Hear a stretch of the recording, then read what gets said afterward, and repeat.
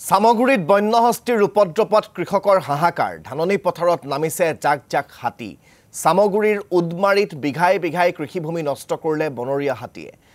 হাতী খেদিবলৈ গৈ ত্ৰাহি মধুসূদন হোৰিছে গাঁওবাসীয়ে বন্যহস্তীৰ জাকটোক খেদি পঠিয়াবলৈ সক্ষম হোৱা নাই বন বিভাগ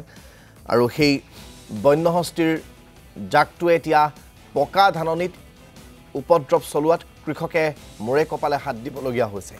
মুঠৰ ওপৰত ৰাজ্যৰ চৌদিশে বন্যহস্তীৰ উপদ্ৰৱৰ ঘটনা ক্ৰমান্বয়ে বৃদ্ধি পাইছে আৰু বন্যহস্তীৰ উপদ্ৰৱৰ ঘটনা বৃদ্ধি পোৱাৰ ফলতেই দেখিবলৈ পোৱা গৈছে যে এতিয়া কৃষক ৰাইজে হাহাকাৰ কৰিবলগীয়া হৈছে কাৰণ বন বিভাগ চূড়ান্তভাৱে ব্যৰ্থ হৈছে এই বন্যহস্তীসমূহৰ উপদ্ৰৱ ৰোধ কৰাত আৰু বন বিভাগৰ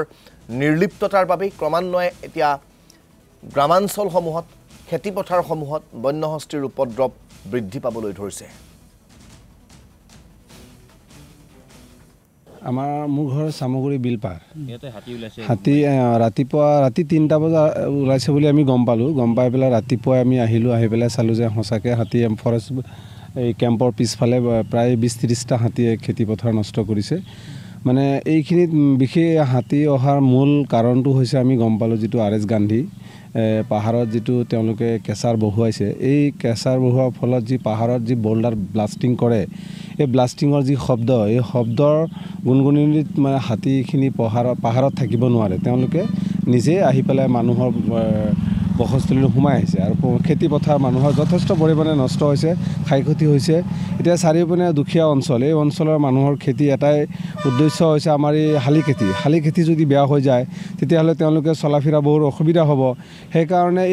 এই যদি আৰ.এছ. গান্ধী তেওঁলোকৰ যি ডাম্পাৰৰ যি চলাচল বা এই বম ব্লাষ্টিং কৰা যিটো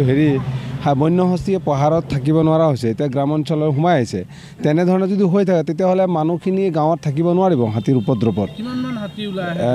দৈনিকটো এতিয়া 50টা মানুহ ওলাই আহে এতিয়া বৰ্তমান আমি আপোনালোকে নিজ চকুৰে চালে যে